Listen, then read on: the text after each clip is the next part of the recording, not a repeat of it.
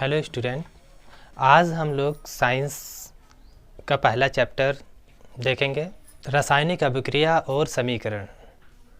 इसमें जो क्वेश्चंस हैं बहुत ही इम्पोर्टेंट हैं और कुछ प्रीवियस ईयर में आ चुके हैं और कुछ आने की संभावना है, तो आप लोग इसको अच्छे से तैयार करें।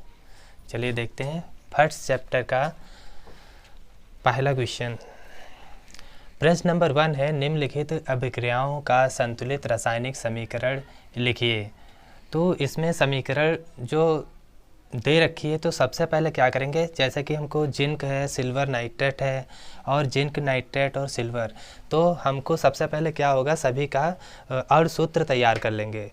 तो जब अणुसूत्र तैयार हो जाएगा तो हम लोग क्या करेंगे, उसको लिखने के बाद में देखेंगे उसमें कि जो रासायनिक समीकरण है संतुलित है या नहीं। अगर वो संतुलित नहीं है तो आप लोग उसको संतुलित करें।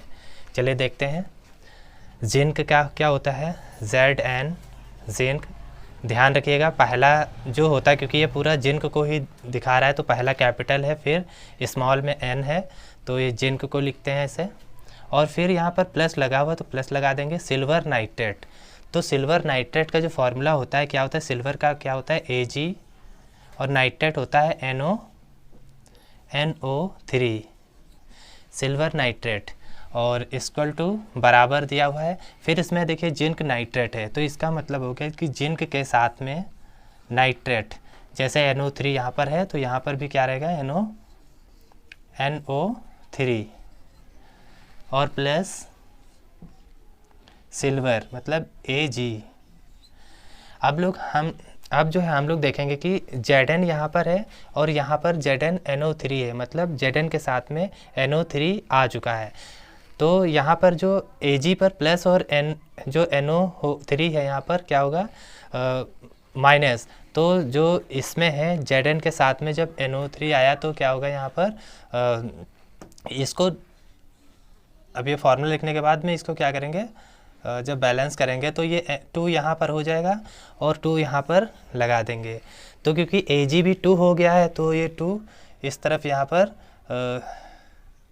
इसकी भी बैलेंस ये 2 जो है यहाँ पर कर देंगे। तो Zn के साथ में NO3 की होल ट्वाइस हो गया, और जो 2 Ag था NO3 है, यहाँ पर क्या हो गया, Zn NO3 होल ट्वाइस, क्योंकि Zn यहाँ पर है तो Zn हो गया। NO3 कितना है, 2, NO3 के 2 हैं और होल थ्राइस है, तो यहाँ पर NO3 का ये होल ट्वाइस यहाँ पर हो गया और Zn ये हो गया, और Ag क्योंकि Ag भी क्या है, 2 है, तो Ag को अलग लिख दिया। तो अब ये जो बन गया यहाँ पर, ये संतुलित इसकी जो है रासायनिक समीकरण बन गया। तो चलिए दूसरी देखते हैं। यहाँ पर मैग्नीशियम है, यहाँ पर Mg, और हाइड्रोजन क्लोराइड मतलब हो गया यहाँ पर HCl इक्वल टू, अब मैग्नीशियम क्लोराइड यहाँ पर दे रखा है तो क्या करेंगे, यहाँ पर Mg और Cl और प्लस क्या है, हाइड्रोजन H। तो ये तो इसका जो है सबके अणुसूत्र हो गए, जैसे कि मैग्नीशियम का Mg, हाइड्रोजन क्लोराइड का HCl और मैग्नीशियम क्लोराइड का MgCl और हाइड्रोजन का H। तो ये तो समीकरण हो गई, लेकिन अभी ये संतुलित है या नहीं है तो देखेंगे। यहाँ पर जैसे कि Mg है यहाँ पर और यहाँ पर है HCl, तो HCl और यहाँ पर क्या हो गया है, MgCl। तो देखेंगे कि Cl पर माइनस होता है और जो इसकी संयोजकता और जो Mg पर होता है वो प्लस प्लस होता है। तो जब इसका जैसे प्लस है Mg पर, अगर हम देखेंगे कि Mg पर प्लस प्लस 2 होते हैं और Cl 1 है, Cl 1 होगा, तो क्या होगा, अगर Cl 2 भी कर दें यहाँ पर तो ये बैलेंस हो जाएगी। मतलब यहाँ पर जब 2 होंगे तो माइनस भी कितना हो जाएगा, 2। तो अब ये संतुलित यहाँ पर हो जाए मैग्नीशियम क्लोराइड। और अब देखेंगे यहाँ पर जब Cl2 यहाँ पर भी है तो यहाँ पर भी Cl2 होना चाहिए, क्योंकि यहाँ पर Cl ही है, तो हम लोग क्या करेंगे, इसको 2 अणुसूत्र इसका कर देंगे HCl का। तो जब HCl का 2 करेंगे तो देखिए जो Cl2 है वो Cl2 हो गया यहाँ पर, और H है क्योंकि हाइड्रोजन, तो हाइड्रोजन भी यहाँ पर H2 हो जाएगा। अब ये जो है संतुलित हो गई। कैल्शियम हाइड्रोक्साइड तो कैल्शियम का क्या होता है Ca, हाइड्रोक्साइड का होता है OH की होल ट्वाइस, क्योंकि C इस पर होता है OH और Ca इसका है, तो Ca पर प्लस प्लस इसमें भी संयोजकता होती है। इसको चलिए करते हैं कार्बन डाइऑक्साइड, मतलब CO2 गिव्स आउट। देखते हैं कैल्शियम कार्बोनेट। तो अगर आपको कैल्शियम कार्बोनेट का फॉर्मूला, जैसे कि अणुसूत्र आप लोगों को अगर अच्छे से तैयार होगा तो उसको बहुत ही आसानी से आप लोग लिख सकते हैं और उसको संतुलित कर सकते हैं। तो अगर कैल्शियम कार्बोनेट का आपका फॉर्मूला तैयार होगा अणुसूत्र, तो क्या होता है इसका formula Ca calcium carbonate CO3 और प्लस जल का तो आप लोगों को पता ही होगा, जो इसका जल का जो अणुसूत्र होता है H2O। अब देखेंगे ये संतुलित है या नहीं है। तो कैल्शियम के साथ में देखिए कैल्शियम एक था इधर, तो कैल्शियम है। अब यहाँ कार्बोनेट CO3 और यहाँ पर जो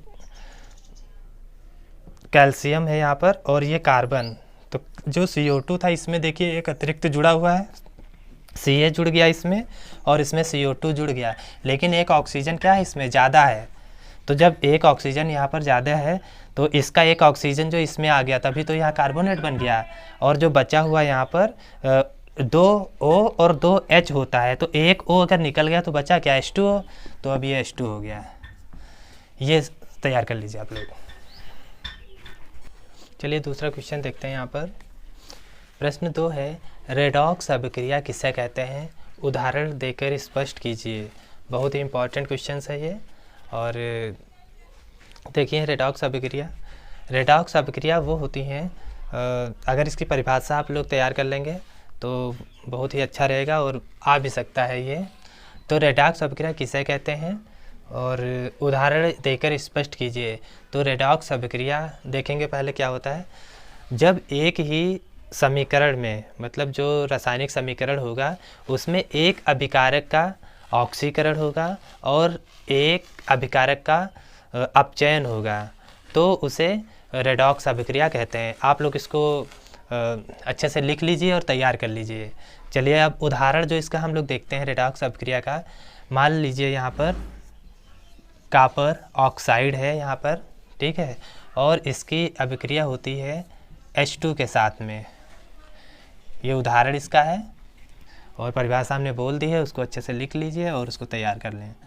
तो जो ये कॉपर ऑक्साइड है और यहाँ पर है H2 और ये यहाँ पर हो जाएगा कॉपर और प्लस इधर हो जाएगा H2O।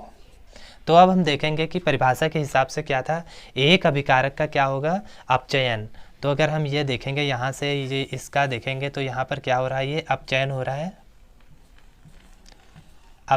रहा है, क्योंकि ऑक्सीजन का क्या उसमें हट रहा है ऑक्सीजन। और जो दूसरे अभिकारक का देखेंगे इसमें, तो इसमें क्या हो रहा है H2 जो था वो हो गया H2O, तो इसमें क्या हो रहा है ऑक्सीकरण हो रहा है। तो आप लोग इसको अच्छे से तैयार कर लें और ये रिएक्शन हो गई, इसका उदाहरण हो गया और परिभाषा भी तैयार कर लें। चलिए क्वेश्चन नंबर 3 देखते हैं, संचारण किसे कहते हैं। चलिए क्वेश्चन नंबर 3 देखते हैं, संचारण किसे कहते हैं। तो इसकी सबसे पहले परिभाषा जो होगी, परिभाषा इसकी क्या होगी, परिभाषा या डायरेक्ट क्या करेंगे हम लोग, संचारण लिखने के बाद में परिभाषा लिखेंगे।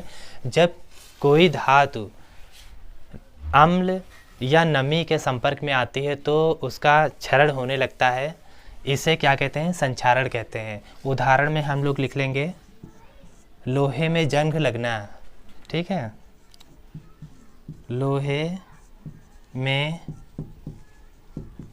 जंग लगना,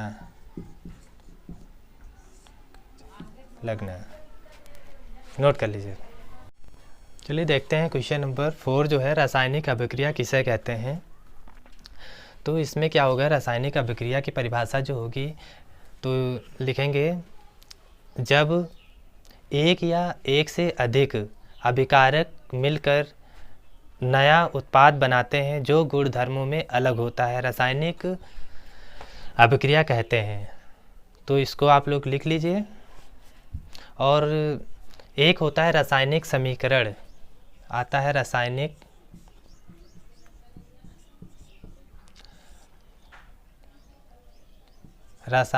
समीकरण। रासायनिक समीकरण में क्या लिखेंगे? जब एक या एक से अधिक अभिकारक मिलकर उत्पाद बनाते हैं तो उसे रासायनिक समीकरण कहते हैं, जो उनके अणुसूत्रों में लिखा जाता है। चलिए देखते हैं यहाँ पर। जैसे यहाँ पर एक ले लेते हैं, यहाँ पर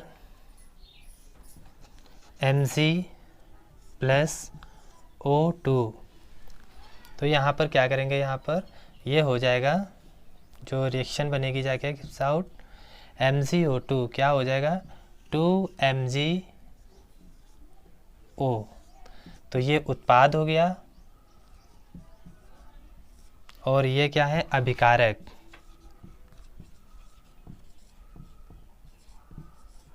अभिकारक, और ये भी क्या होगा, अभिकारक।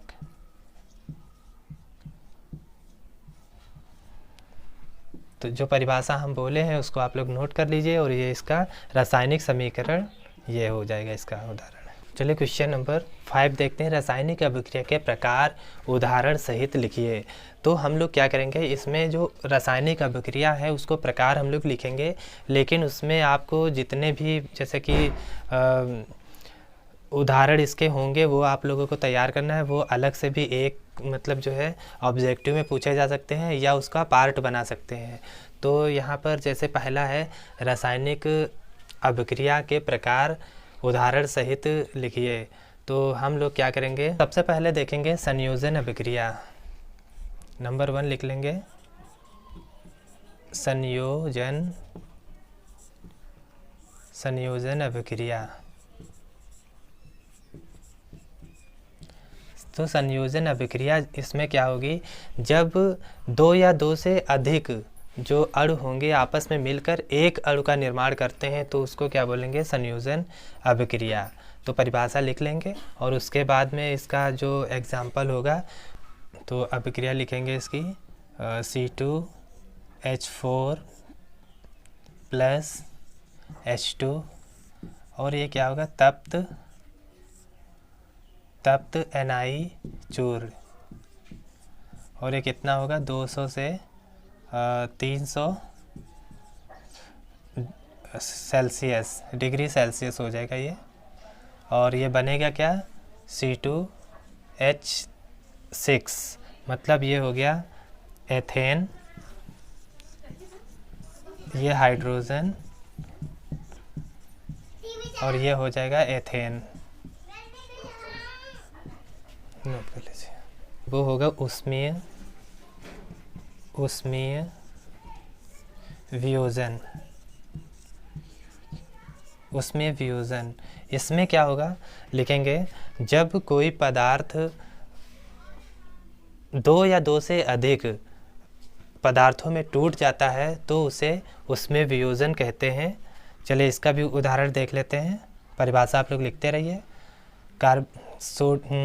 Calcium carbonate CaCO3, calcium carbonate को जब इसमें उष्मीय मतलब ऊष्मा इसमें देंगे, गर्म करेंगे तो क्या होगा, कैल्शियम ऑक्साइड, क्या होगा, कैल्शियम ऑक्साइड, और प्लस किस में टूटेगा, कैल्शियम ऑक्साइड और कार्बन डाइऑक्साइड CO2।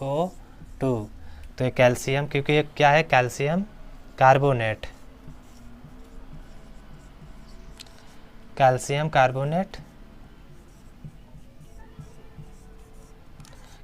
कार्बोनेट तो टूटेगा calcium oxide, calcium oxide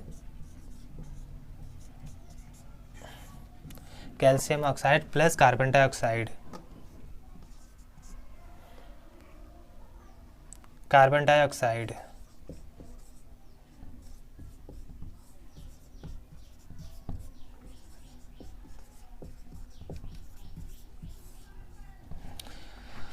carbon dioxide. चलिए तीसरी देखते हैं, प्रतिस्थापन अभिक्रिया। तो इसमें जो परिभाषा होगी उसमें लिखेंगे वह रासायनिक अभिक्रिया इसमें यौगिक के अणु के स्थान पर कोई दूसरा परमाणु या अणु आ जाता है, मूलक आ जाता है, तो उसे प्रतिस्थापन अभिक्रिया कहते हैं। एक उदाहरण से समझते हैं, जैसे यहाँ पर Fe है, क्या है ये, आयरन, Fe आयरन है, फेरस, और प्लस इसका हो जाएगा Cu कॉपर सल्फेट, CuSO4। तो इसकी जब ये रिएक्शन होती है तो इसमें क्या होगा, FeSO4 हो जाएगा, यहाँ पर SO4 प्लस जो कॉपर होगा वो अलग हो जाएगा, यहाँ पर कॉपर जो होगा वो अलग हो जाएगा, कॉपर अलग हो जाएगा, और ये यहाँ से जो कॉपर था वो अलग हो गया है। तो इसको क्या कहते हैं, प्रतिस्थापन अभिक्रिया, नोट कर लीजिए। ठीक है, द्विविस्थापन अभिक्रिया। तो इसमें क्या लिखेंगे, ऐसी अभिक्रिया जिसमें अभिकारकों के मध्य आयनों का आदान प्रदान होता है, द्विविस्थापन अभिक्रिया कहते हैं। तो इसमें लिखते हैं, चलिए देखते हैं, सोडियम लिखते हैं Na2SO4 प्लस बेरियम क्लोराइड। तो सोडियम सल्फेट, सोडियम सल्फेट, और क्या हो जाएगा, बेरियम, बेरियम क्लोराइड। अब इधर क्या होगा, जो आयनों का आदान प्रदान होगा, तो सोडियम के साथ में क्या होगा, यहाँ पर Cl हो जाएगा, इस Cl2 होगा यहाँ पर। चलिए करते हैं, Na2, या इसको NaCl लिख सकते हैं सीधे सीधे, NaCl, क्योंकि 2 Na है और यहाँ पर Cl है, और ये Ba के साथ में ये हो जाएगा SO4, BaSO4। तो ये बन जाएगा सोडियम क्लोराइड और बेरियम सल्फेट। चलिए अगली देखते हैं, उपचयन, उपचयन तथा अपचयन, अपचयन अभिक्रिया, अभिक्रिया।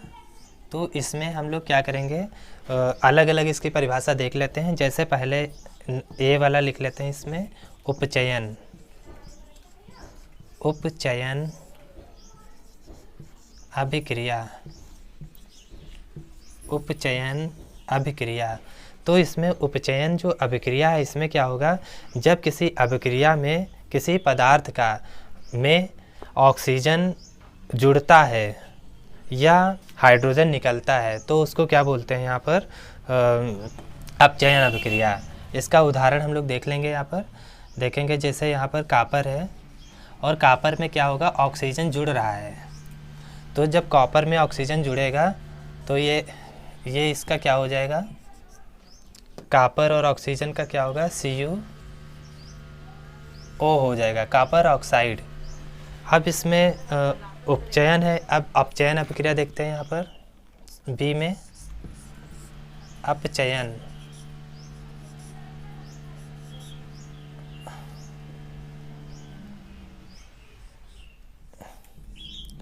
अपचयन अभिक्रिया। इसमें क्या होगा, इस प्रकार की अभिक्रिया में ऑक्सीजन क्या होगा, निकलेगा या हाइड्रोजन जुड़ेगा। चलिए इसको देखते हैं, इसका एग्जाम्पल देख लेते हैं। यहाँ पर, यहाँ मान लीजिए कॉपर है और ऑक्सीजन है प्लस H2 से इसकी क्या हो गई, अभिक्रिया हो जाएगी। तो ये क्या बनेगा, इसको इसकी रिएक्शन क्या हो जाएगी, यहाँ पर ये जो इसमें से जो कॉपर है वो कॉपर अलग हो जाएगा, ये सॉरी H2O से जो है काट दिए यहाँ पर, CuO और प्लस ये जो है H2 से ये क्रिया करेगा यहाँ पर। तो देखते हैं ये क्या हो जाएगा यहाँ पर, Cu अलग हो जाएगा प्लस H2O अलग हो जाएगा यहाँ पर। नोट। चलिए इसमें क्वेश्चन नंबर जो 6 है लिखा है, निम्नलिखित अभिक्रियाओं में ऑक्सीकारक को पहचानिए। तो हम लोग देखेंगे कि ऑक्सीकारक जो होगा, क्योंकि जो पदार्थ किसी पदार्थ को ऑक्सीजन जो देता है, मतलब जो है वो ऑक्सीजन, जैसे कि यहाँ पर MgO को ये ऑक्सीजन दे रहा है, वो ऑक्सीजन के साथ में आ रहा है, तो ये क्या होगा, ऑक्सीकारक। तो इसमें ऑक्सीकारक क्या होगा, O2 ऑक्सीकारक है ये वाला, ठीक है, O2। ऐसे ही इसमें देखेंगे जो CuO है, तो इसमें जो है क्या करेंगे, H2 में ऑक्सीजन आ रहा है, इसमें ऑक्सीजन हो रहा था, इसमें भी ऑक्सीजन आ रहा है, तो ये इसमें आ रहा है ऑक्सीजन क्योंकि यहाँ पर, तो क्या होगा, ऑक्सीकारक इसमें हो जाएगा, ये ऑक्सीकारक। तीसरा इसमें देखेंगे CuSO4 Zn और Cu plus ZnSO4 zinc sulphate में भी ऑक्सीजन आ रहा है, तो ऑक्सीजन जो Zn को दे रहा है, मतलब ये इसको, तो ये भी क्या होगा, ये ऑक्सीकारक हो जाएगा, इसको ऑक्सीकारक। तो इसमें ये ऑक्सीकारक था, इसको दे रहा था, हाइड्रोजन में ऑक्सीजन जुड़ रहा है, यहाँ Mg में जुड़ रहा है, और इसमें देखेंगे कि Zn में भी ऑक्सीजन आ रहा है। तो जो ऑक्सीजन मतलब जो है देगा जो तो इसमें क्या हो जाएगा, उसको ऑक्सीकारक बोलेंगे।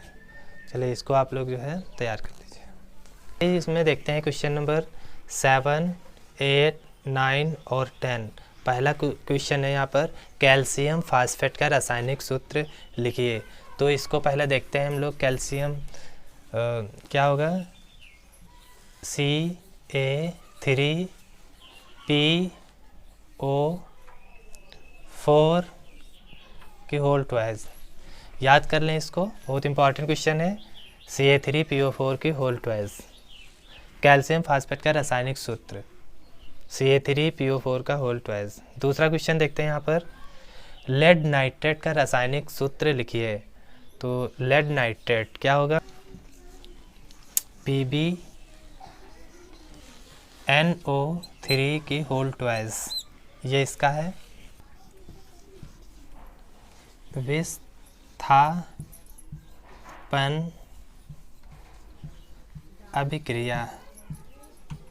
विस्थापन अभिक्रिया, क्योंकि इसमें से ऑक्सीजन वो क्या है, वो हट रही है, इसके साथ में आ रही है, यहाँ पर देखिए। तो ये विस्थापन अभिक्रिया। जंक का जो सूत्र, रासायनिक सूत्र है, उस लो क्या होगा, Fe2O3, और इसमें N क्या होंगे, जल के अणु हो सकते हैं। चलिए Fe2O3, और चलिए इसको नोट कर लीजिए।